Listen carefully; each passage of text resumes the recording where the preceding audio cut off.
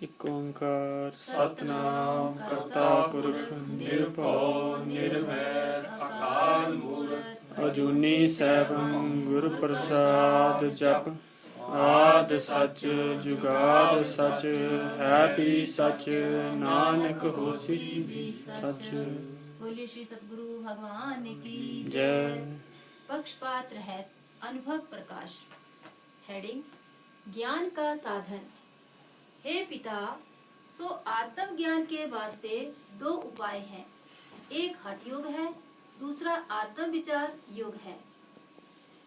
आत्म विचार बिना आसन प्राणायाम धारणा ध्यान समाधि आदि मन वाणी काया के हठ से जो योग करना है सो हठ योग है। पर शरीर और शरीर के कर्तव्य सर्व मिथ्या है।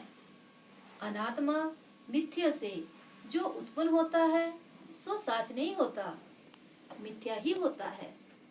समाधि से आदि लेके मन त्याग पर्यंत सर्व कायिक वाचिक मानसिक क्रियाओं को अनात्म धर्म जानना और मन वाणी के गोचर सर्व दृश्य वर्ग को असत जड़ दुख रूप जानना और सर्व कर्तव्यों से रहत आपको स्वतः ही सच्चिदानंद रूप जानना।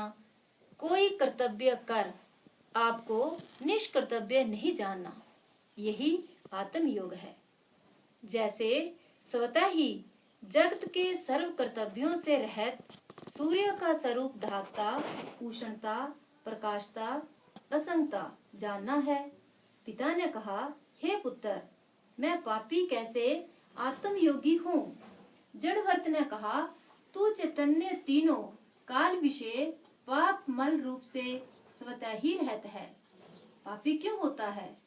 तू चैतन्य का आदि अंत मध्य कोई नहीं जानता, क्योंकि सर्व दृश्य के ज्ञाता तू सच चैतन्य अनंत का और ज्ञाता है नहीं, जो तेरा और ज्ञाता माने। सो वह तू सचित अनंत से भिन्न असत जड़ दुख रूप होवेगा। सो असत जड़ दुख रूप है, सो ज्ञाता हो नहीं सकता। इससे हे पिता, तू चैतन्य विषय पाप किसने देखा।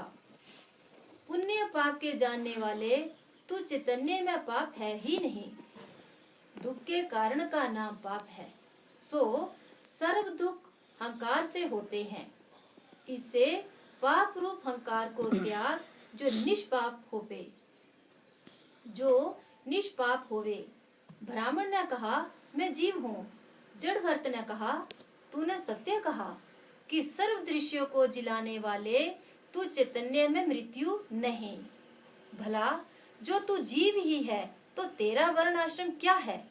ब्राह्मण ने कहा, जीव विषय ब्रह्म आश्रम नहीं, वर्ण आश्रम नहीं। जड़भरत ने कहा, हे पिता, जो जीव में वर्ण आश्रम नहीं तो पाप पुण्य जीव विषय कहाँ है। जब तू आपको वर्ण आश्रमी मानता है तब ही है पाप पुण्य वर्ण आश्रम। जब मिथ्या है तब धर्म अधर्म कहाँ है। जब धर्म धर्म नहीं तो धर्माधर्म का कार्य शरीर भी कहाँ है। जब शरीर नहीं तब जीव कहाँ, जब जीव नहीं तब ईश कहाँ। इससे जीव ईश आदि सर्व जगत स्वपन बत है। एक तू ही चैतन्य स्वपन दृष्टा बत सत्य है। ब्राह्मण ने कहा, जब सर्व मिथ्या है तो शरीर में जो शुभ शुभ कर्म होता है तिसका फल सुख दुख कौन भोगता है। शरीर तो यहाँ ही भस्मीभूत हो जाता है। जड़वर्त ने कहा, हे पिता, जैसे स्वप्न में शरीर आदि कर्म करते हैं और काल पाकर स्वप्न में ही शरीर आदि भोग भोगते हैं, जन्मते हैं मरते हैं अनेक क्रीड़ा करते हैं, परंतु स्वप्न दृष्टा चैतन्य असंग निर्विकार है।